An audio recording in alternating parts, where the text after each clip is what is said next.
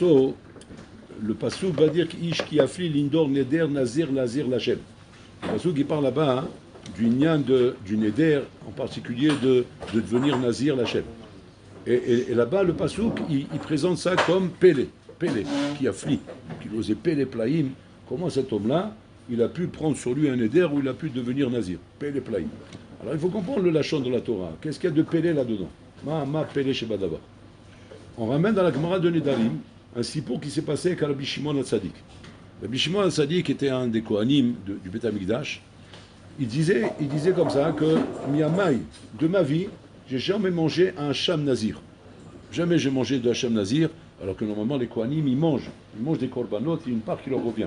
Mais lui, il faisait attention de ne pas toucher à ça. Il ne touchait pas, il donnait aux autres Kohanim, celui qui veut manger, qui mange, mais moi je ne touche pas à ça. Et pourquoi il ne voulait pas toucher à ça? Parce qu'il estimait que quoi? Il estimait que quand il s'agit d'amener un korban au Beth Amikdash, et que ce korban, il faut l'amener en étant sûr qu'il faut l'amener. Parce que sinon, c'est cholim ba'azara, c'est rentrer des cholim dans l'azara. Cholim dans l'azara, c'est assourd. On n'a pas le droit de rentrer des choses cholim, il faut que ce soit vraiment un korban. Et qu'il estimait que là, on est vraiment devant un problème. Un problème que quoi? Comment ce nazir-là, on va voir quel est le problème. Comment ce nazir-là, qui n'est pas sûr que réellement sa nésiroute, elle est fondée, et que par rapport à ça, il va se reprocher d'avoir fait une erreur dans sa nésiroute, et pour ça, il faut qu'il amène un korban. Attends, Bichlal, mais Aïmzematril, Bichlal, est-ce que ça commence, Bichlal, le digne de nésiroute chez toi, pour que tu ailles te reprocher maintenant que tu t'es rendu tamé, ou bien tu as fait une avera, ou tu as fait quelque chose, et que par rapport à ça, tu amènes un korban. Donc, Bichlal, Shimon HaTzadik, il estimait que toute nésiroute, elle est pas fondée. Elle n'est pas fondée pour pouvoir dire que si jamais il se passe une histoire pareille, il donne un korban, qu'on doit le consommer. Donc il ne consommait pas. Sauf une fois, comme ça il ramène une fois, que l'histoire, il s'est passé une fois une chose. Une histoire, que là, même Shimon HaTzadik, il a dit, là je peux manger du korban. Pourquoi cette histoire? Il est venu plutôt un petit jeune comme ça, un playboy, du Tzafon. Il vient du Tzafon comme ça, frais, comme ça, bon, Mike Bond. Ah, ça, je ne sais pas, vous ne le connaissez pas, Mike Bond, c'est l'ancienne génération. Il avait une belle chevelure comme ça, Tarzan, comme ça, toute tataline, comme ça, avec des frisettes, des cheveux bien. Pas crépus, fallait les noirs de l'Afrique, l'IFA sur la tête, comme s'il a la courbe sur la tête. Donc, des beaux tatalines magnifiques comme ça, blanc, magnifique, doré, magnifique comme ça.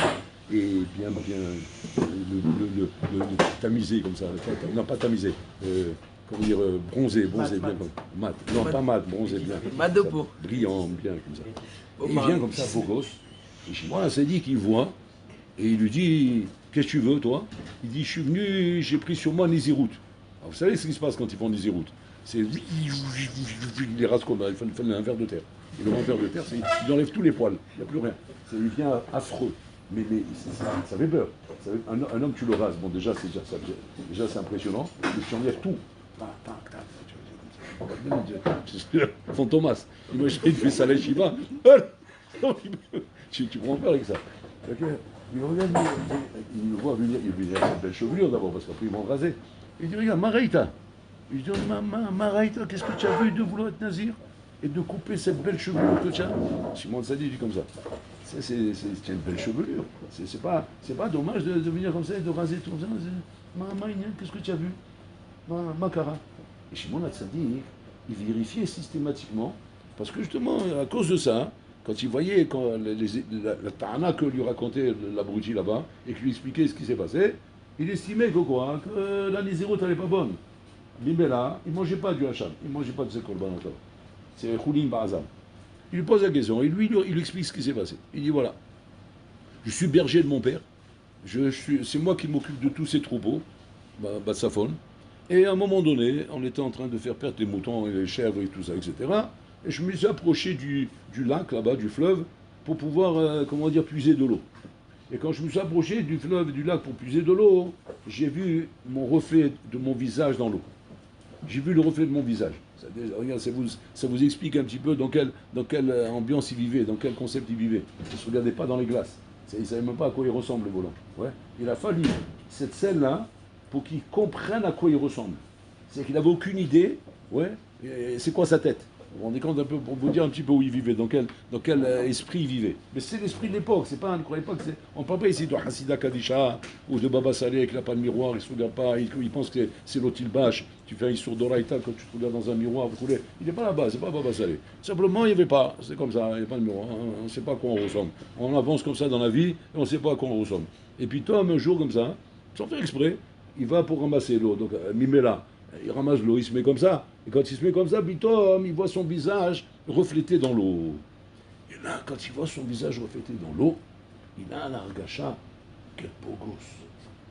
Quel beau gosse que je suis.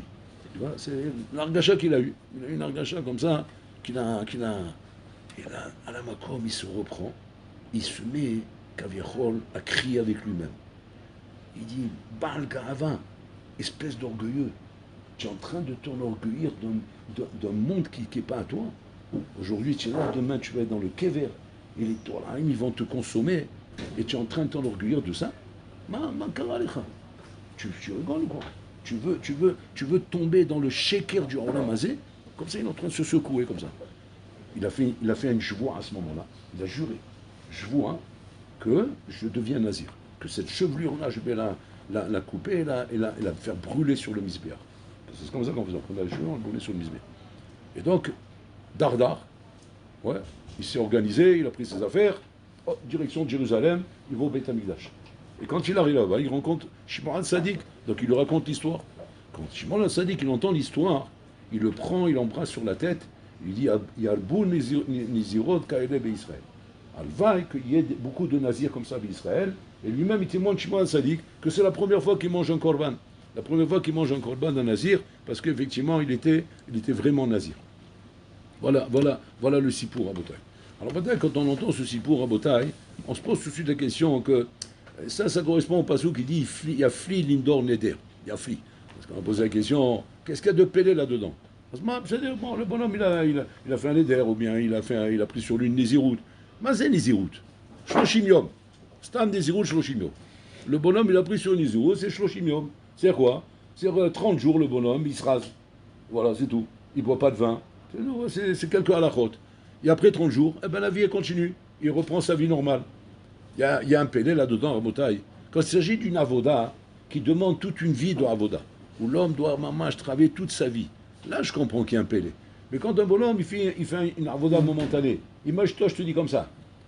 On a trouvé un compromis avec Hachem et Yohanavi, il est venu, il nous a dévoilé qu'en vérité, avec Shloshim Yom Shel Avodat Hashem Beshlemut, tu es Zochel Olam Haba. Ouais, qu'est-ce que vous dites? Mais tu rigoles quoi? Non, moi je dis-moi ce qu'il faut faire, je le fais. 30 jours, et après c'est bon, Après les calculs ils sont fermés, après quoi qu'il arrive, même si après tu fais d'Avelot ou quoi, le Cheshbon il est fini, il est fermé. Le Cheshbon il est fermé, ton pan d'en haut, paf, ben Olam Haba. Après, ce qui arrive après, ça ne regarde personne. Tu rigoles quoi, mais tout le monde il va courir. C'est comme ça, 30 jours c'est fini, qu'est-ce qui est caché dans la Vodat Hashem? C'est que c'est toute la vie. Kol ha-chaim, madame, al-tamin b'asmecha yomotcha, c'est marqué. Tu ne peux pas être mamie de toi-même. Un bonhomme, il est arrivé à une avoda, il atteint un niveau, il se lève le matin, il dit, je ne sais même pas si je vais rester dans ce niveau-là. Est-ce que je vais continuer comme ça? Est-ce que je peux être mamie de moi-même? Non, al-tamin b'asmecha. Eux-mêmes, ils te le disent. Même Abraham Avinu lui dit ça. Même Israël Avinu lui dit ça. Al-tamin b'asmecha. Tu peux être sûr de rien. Aujourd'hui, c'est comme ça, demain, tu peux être le contraire de ça. Azma, je dis, ça fait peur, la avoda. La avoda, elle est cacha. Mais quand on te dit, mais non, c'est 30 jours et ça s'arrête là, c'est une là. Qui a fli ma pélé babotaï. En fait, ici, le pélé qu'il y a à Rabotaï, c'est qu'en fait, on va se rendre compte que Boloram Kaviachol, quand il veut une avoda Rabotaï, il demande une avoda, il demande des mitzvot, il demande des choses qu'on fait Rabotaï, Hachem rotse avoda émétite. Hachem, il veut une avoda émétite. Comme Shimon HaTzadik ici, qui voulait voir une avoda émétite chez le Nazir. Quand on parle de avoda émétite, Rabotaï, c'est pas quelque chose de pachout. Maintenant, on ne parle pas maintenant d'Averot. Averot, c'est encore une autre souga. Maintenant, je parle à Kamana de l'avoda elle-même. L'avoda elle-même, avoda, combien ce que nous faisons au niveau de notre avoda, elle est émétite. Combien c'est émétite tout ça, Rabotaï? Combien de choses, dans la majorité des cas, un homme fait que par rapport à l'entourage. Par rapport à l'entourage. Par rapport à ses rabbanim, par rapport à ses amis, par rapport au monde qui le regarde, par rapport au shrinim dans la shrouna où tu vis, par rapport aux gens qui te regardent, par rapport au regard des autres. Combien un homme il fait ça là-bas? 90%, on va dire il est encouragé par le regard des autres. 10%, ça vient de lui-même, Rabotai. Et ça, on le voit surtout, quand on se retrouve à Hadre Hadarim, en Ben Azmanim par exemple. C'est là-bas qu'on voit Rabotai. On voit Bidiouk, ce qu'on est capable de faire lorsqu'on se retrouve nous-mêmes avec nous-mêmes, sans que personne soit là en train de te regarder. Et là, je me surprends, en train de faire des choses que j'irais de bon là, mais c'est quoi ce mytho là? C'est quoi ce mytho? Je comprends pas. Regarde, quand tu es devant les gens, quand on te regarde, tu es entouré de gens, etc., alors tu es impeccable. Et maintenant, il suffit que quoi? Que ça ait le Ben Azman est arrivé, ou bien tu es dans une situation où tu es seul. C'est fini, c'est la débandade. Il n'y a plus rien. En avoda, makara. Qu'est-ce que tu te rends compte? Tu te rends compte que quoi? On travaille parce que l'entourage nous fait travailler à Botaï. C'est-à-dire qu'on est activé par l'entourage. On n'est pas activé par nous-mêmes. Et là, la question, elle se pose. La question, elle se pose, qu'est-ce qu'Hachem il prend en considération? Une avoda qui est activée par moi-même, une avoda qui est activée par l'entourage? Bah oh, une avoda qui est activée par toi-même, par l'entourage. Parce que l'entourage, c'est l'entourage qui a fait ça, c'est pas toi. C'est pas Madine, toi. C'est pas toi le fabricant de ça. La fabrication, elle vient de l'entourage en Botaï. Tu es en train de faire une bracha bekavana parce qu'il y avait un œil qui regardait, ou il y avait des gens qui te regardaient, ou tu étais au milieu d'autres personnes, roulées. Et on voit, Rabotaï, on voit que quand maintenant tu es seul, Behadre Hadarim, regarde comment tu fais ton Birkat Amazon, regarde comment tu fais tes brachot, et quand il y a du monde autour de toi, regarde comment tu fais ton Birkat Amazon, et comment tu fais tes brachot. C'est qu'un homme doit s'examiner, Rabotaï, il doit s'examiner quand il est lui avec lui-même, tout seul, pour savoir combien il est capable de faire une avodat Hashem. Et là, Rabotaï, c'est Pélé. Sur ça, la Torah dit qu'il y a un fil indorné, c'est Pélé. C'est Pélé parce que d'arriver à des avodot où je suis capable de faire des choses par moi-même, c'est tellement Pélé que la Torah elle appelle ça Pélé. Elle dit c'est Pélé. Pélé, comment il est arrivé à faire ça? Il est arrivé à faire ça, mamash par lui-même. Regardez combien, Rabotaï, on doit être, comment dire, mitrazek, hein, de ces petites avodotes qu'on arrive à faire quand on est nous-mêmes avec nous-mêmes. Combien on doit être mitrazek de ça? Et pas le contraire. Pas être déçu, ou être brisé, ou être découragé, et dire quoi? C'est ça que je suis bon, c'est ça que je suis bon, c'est ça que je suis capable de faire. En dessous ça, je suis pas bon. La Torah te dit Pélé Plaïm, que tu arrives à faire ces choses-là. Ça veut dire quoi, Rabotaï? Ça veut dire que, encore une fois, comme on dit à chaque fois, Mitor chez l'olishma, balishma. Le lolishma, Rabotaï, il est là pour te motiver et t'encourager. Mais arriver à quoi? Au lishma. Et le lishma, Rabotaï, entre autres, il est surtout Bechadre Chadarim, où là-bas, Mehmet, c'est l'ishma. Parce que là-bas, il n'y a personne qui te regarde, personne qui te pousse, c'est toi avec toi-même, Rabotaï, où tu es en train de faire la chose sans facteur extérieur. Bon, je ne mêle pas les kavanotes, que tu fais ça pour avoir Olam Haba, etc. Je ne rentre pas dans ces trucs-là. Mais simplement de dire maintenant que je suis capable de faire une avoda quand je suis avec moi-même. Maintenant, c'est vrai que cette avoda, elle est réduite, elle est beaucoup moins grandiose que quand ça se passe là-bas. Aval zavoda shadam osei matzmo, Rabotaï. Et c'est ça le truc. Combien on peut voir chez un homme, Rabotaï, qu'il a réussi à être mafnim une misva, qu'il a réussi à intégrer une misva, Rabotaï. C'est quand cette misva, il est capable de le faire, là, ça s'appelle que tu as intégré la misva. Tant qu'un homme, Rabotaï, ne voit qu'il est capable de faire une misva qu'uniquement quand il y a un entourage, quand il y a du monde autour de lui, mais que quand il est Bechadre Chadarim, il n'arrive pas à faire, Rabotaï, le pshat, c'est pas comme un qui ne fait pas la misva, ou bien qu'en fait c'est un mytho. Non, il ne faut pas appeler ça mytho, Rabotaï. C'est simplement que tu n'as pas intégré la misva encore. La misva n'est pas intégrée encore en toi. Intégrer une misva, c'est être capable, Rabotaï, de faire la chose, même sans entourage, même sans personne. C'est ça, Rabotaï. Là où il n'y a pas d'homme, je suis un homme. Et pourquoi je suis un homme? Parce que j'ai intégré la chose. C'est-à-dire que la chose fait partie intégrante de moi-même. Tant que la chose ne fait pas partie intégrante de toi-même, alors mets-la. Il faut l'entourage pour le faire. Et s'il n'y a pas l'entourage, et l'achilami, tu n'arrives pas à le faire, Rabotaï. Et ça, c'est ce qu'on apprend de Abraham Avinu. La Torah, c'est Pélé Praïm, Rabotaï. Quand elle raconte, tous les épisodes qui nous montrent le chesed d'Abraham Avinu, on ne nous raconte pas des épisodes, Rabotaï, extraordinaires, qui ont été toute la vie d'Abraham Avinu. Abraham Avinu, Rabotaï, il a fait un hôtel qui s'appelait Eshen.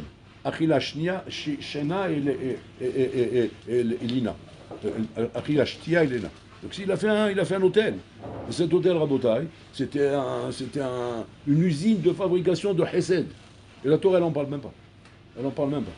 Quand la Torah nous parle, Rabotai, d'un épisode qui s'est passé dans le Chesed d'Abraham Avinu, elle nous raconte l'épisode d'Abraham Avinu quand il était malade, le 3e jour de la Brit Mila, et qu'il était là-bas, Kehomayom al Petar Haoel, Yoshev al Petar Haoel, et elle nous raconte la Torah là-bas, comment il a fait du Chesed avec 3 Mohammed qui arrivent. 3 melons qui arrivent, il a fait du Chesed avec eux. Voilà ce qu'elle nous raconte la Torah.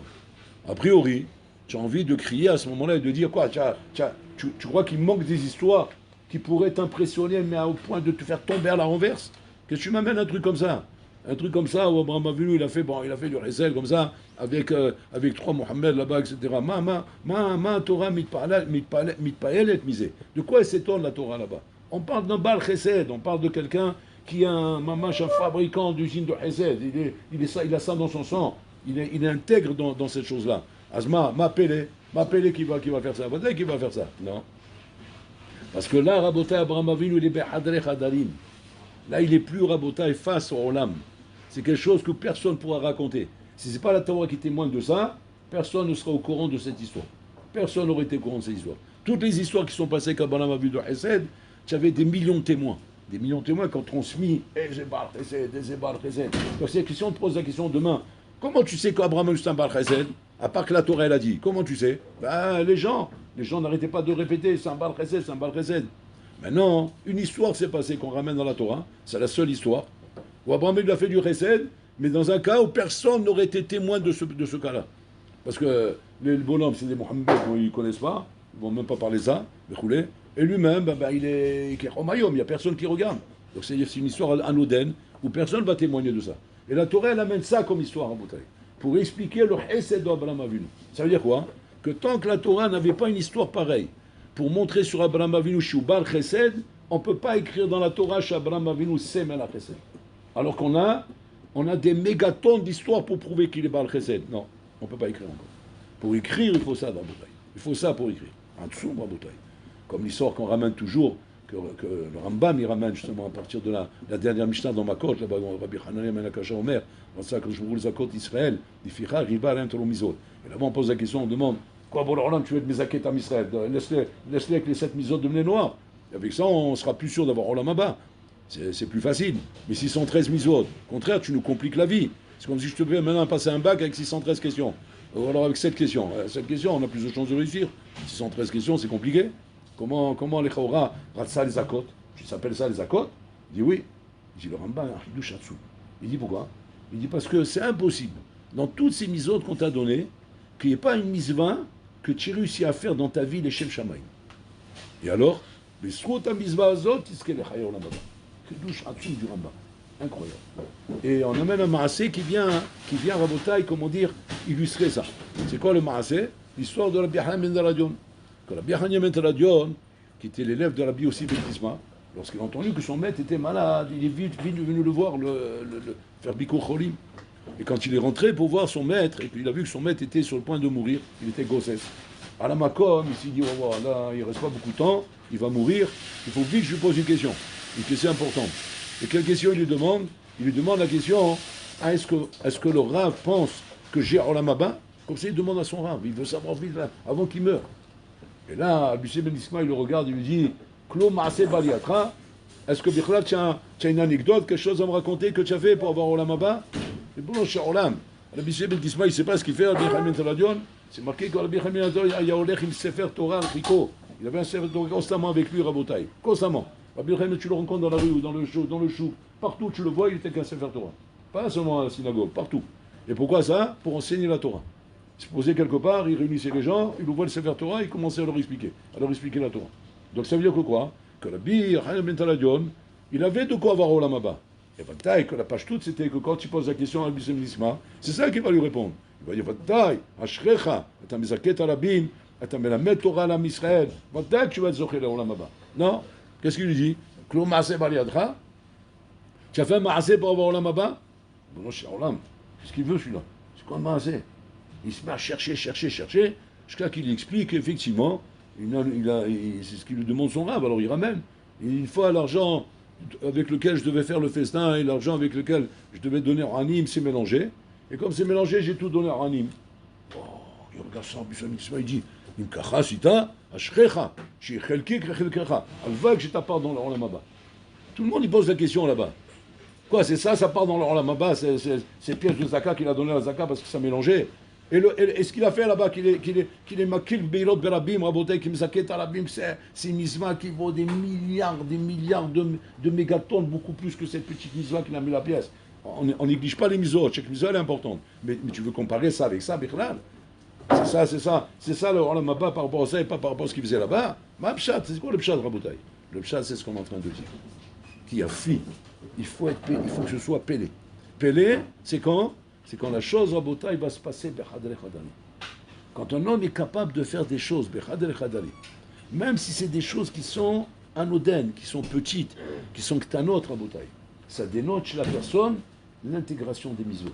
C'est que le bonhomme, rabotai, est capable de faire tout seul, sans qu'on le voie, des choses que personne l'a obligé à faire. Et qu'il ne l'a fait que parce qu'il a intégré la chose. Il a intégré la chose. Zemochiach alakol. Ça vient prouver que même ce que tu fais là-bas, que là-bas, c'est vrai que là-bas, on n'aurait pas pu prouver, parce que là-bas, il y avait le regard des gens. Et que si ça se trouve, tu le fais à cause des gens. Ce maasé que tu es capable de faire, Bechadel Chadarim, prouve que ce que tu as fait là-bas, tu aurais été capable de le faire même s'il n'y avait pas les gens. Parce que là, je vois que tu es capable de faire même s'il n'y a pas les gens. Où est-ce que j'aurais eu un safek si je ne t'avais pas attrapé, d'être capable de faire un maasé là où il n'y a personne qui regarde? Là, j'aurais eu un problème. Là, j'aurais eu un safek. Que quoi? Que peut-être en vérité, tu es un bonhomme qui n'a pas intégré et que rien tu es capable de faire tout seul quand il n'y a personne qui te regarde. Et ça, grâce à ça, je parle. C'est ce qu'il dit le Rambam. Que Hachem, il a été marbé Torah Mizot, les akot à Israël. Que quoi? Qu'il y aura forcément une misva que tu vas pouvoir faire bechadel chadalim, toi avec toi-même, sans que personne regarde. Et cette chose-là, une achinami, sera la preuve que les misvot, tu les as intégrés. Ah, maintenant, c'est vrai que quoi? Que très souvent, tu fais ces misvot devant les gens. Tu fais très souvent ça devant les gens, c'est vrai. Mais il faut que je voie au moins une fois chez toi, une achinami, comment? Quand maintenant tu t'es retrouvé tout seul, combien tu es capable de faire cette misva avec tout le chéchek et tout l'emballement. Et que tant que cette chose-là n'est pas possible chez toi, ça veut dire que cette chose-là n'est pas intégrée. Donc même si tu m'amènes maintenant toutes les rayons du monde, de tout ce que tu es capable de faire là-bas à côté, zéro. Il n'y a pas encore de mérite sur ça. Le mérite, c'est quand tu me montreras comment tu es capable de faire ça en montagne. Et c'est Hatsoum. Et comme ça, il ramène Raphaïm Vologine. Raphaïm Vologine, il ramène Rabotai sur une anecdote comme ça, une anecdote pour montrer pourquoi Bourg-Lorlam, des fois, il met l'homme dans des situations bizarres. On se demande qu'est-ce qu'Hachim il veut ici. Pourquoi Hachim fait ces choses-là? Il met dans des situations bizarres comme ça. Il ramène comme ça une histoire d'un bonhomme, que ce bonhomme-là, bon, il travaille toute la journée, très dur. Et donc, quand il rentre chez lui à la maison le soir, surtout quand c'est l'été, il est en nage, il fait chaud, il travaille dans le conduit, il travaille dans les choses sales, etc. Donc, il arrive à la maison, fait le mamash frafa, comme un chiffon de par terre. Maintenant, il arrive à la maison, maintenant cet homme-là, ouais, il veut maintenant aller prier, il veut aller faire Arvit. Arvit, oui, il veut aller prier Minyan. Et maintenant, qu'est-ce qu'il fait? Il prend sa douche, il se lave pour être bien, pour être en bon état, pour prier. Il ne va pas la prier avec le bleu de travail et le cambouis sur lui, la graisse sur lui. Donc il se fait propre. Et maintenant, il est frais, mais il fait très chaud dehors. Dehors, c'est la canicule. Très, très chaud. Mais le bonhomme, il est comment dire, maintenant, il est frais, il est bien. Et il n'a pas de problème. Pourquoi? Parce qu'il sait que juste en bas de la maison, il y a une synagogue là-bas, avec le masgan. Il va aller là-bas, il va prier. Même une goutte, il va transpirer. Et donc, il va venir prier comme un roi. Et remonter à la maison tranquille. Il y a le masgan en haut, à Kol Beseder. Maintenant, qu'est-ce qui se passe? Il descend en bas. Il voit que quoi? La synagogue, elle est fermée. Il n'y a pas de minyan. Je ne sais pas ce qui s'est passé. Pourquoi il n'y a pas? Pourquoi c'est fermé? Je ne sais pas ce qui se passe. Bon, il attend un peu. Voilà, personne n'arrive. Il dit, bon, chez Roland, qu'est-ce que je fais maintenant? Maintenant, il y a un minyan. Il y a un minyan où il faut marcher maintenant 20 minutes. 20 minutes à pied dans la canicule. C'est il sait d'avance comment il va arriver là-bas. Il va arriver là-bas, faire comme un chiffon que tu as trempé dans le bain. Après qu'il a pris le bain, après qu'il est bien, il est pimpant, il est beau, etc. Il va arriver là-bas en nage. Ouais. Il va marcher 20 minutes sous le soleil comme ça, dans ma marche en train de transpirer. Maintenant, le bonhomme, le tsara, il commence. Le tsara, qu'est-ce qu'il fait? Il dit, attends, mais tu ne peux pas arriver comme ça là-bas. D'abord, tu ne vas pas prier avec Kavana, parce que tu vas te déranger, parce que tu vas transpirer, et ça va te fatiguer, et tu ne vas pas être bien, et tu ne seras pas saméar, et c'est du sarkstam que tu te fais pour rien. Non, c'est tombé. Tu sais quoi, alors, prie Beyahid. Il remonte à la maison, prie, tu vas mettre le masgan là-bas, tu vas prier Bessimha, ou Betovlev, ou Be'avodat Hashem avec beaucoup de concentration. C'est Arbe Yoter Tov, Arbe Yoter Tov. Maintenant, le bonhomme, bon, il est dans son chicoule, oui, non, oui, non, oui, non. Bah, sauf, il décide, non, je vais prier là. Il marche 20 minutes, il arrive là-bas, les habits sont collés sur lui, en fait, c'est comme la colle, comme ça. Et bon, il fait sa prière avec le mieux qu'il peut, dans les conditions dans lesquelles il est. Voilà l'histoire qui ramène Raphaël Névrologie. Maintenant, il dit là-bas, hein, ce bonhomme, après 120 ans, il monte là-haut. Il monte là-haut. Et là-bas, on juge chaque chose. Maintenant, on arrive au jugement de la tfila. On veut savoir maintenant quel mérite on va donner à ce bonhomme-là pour cette filote. Alors, on regarde cette filote. Bon, c'est pas la joie. C'est pas le 14 juillet. Et genre, bon, il prie, ouais, d'accord, mais c'est pas extraordinaire. Jusqu'au moment où on ramène cette scène. On ramène cette scène. On dit, regarde ce qu'il a été capable de faire pour la tfila. Il aurait pu rester là-bas. Il était capable d'aller jusqu'à là-bas. Ok, d'accord, mais c'est une fois, c'est une histoire. Il dit, cette histoire-là, va l'ochiar, vient prouver combien ce bonhomme il a intégré la tfila et combien il a compris l'importance de la tfila. C'est-à-dire que jusqu'à maintenant, tu le voyais aller prier. Mais pour toi, bon, il fait quelque chose de normal, il fait rien de spécial. Pourquoi? Parce que la synagogue est en bas de la maison. Et tu savais, c'est comme ça qu'il faisait Rabotai. Et jamais tu aurais pu savoir maintenant quelle valeur elle a cette prière qu'il est en train de faire ce bonhomme. La valeur qu'elle a. Combien? Je sais pas grand-chose, parce qu'il n'y a pas beaucoup d'efforts, il n'y a pas beaucoup de hamal. Mais bon, là, il donne une isdamnout comme ça à la personne, ou plutôt maintenant, il le met dans un matzav, kaviachol, où il doit faire preuve de hamal, où c'est mamash contraire à sa nature.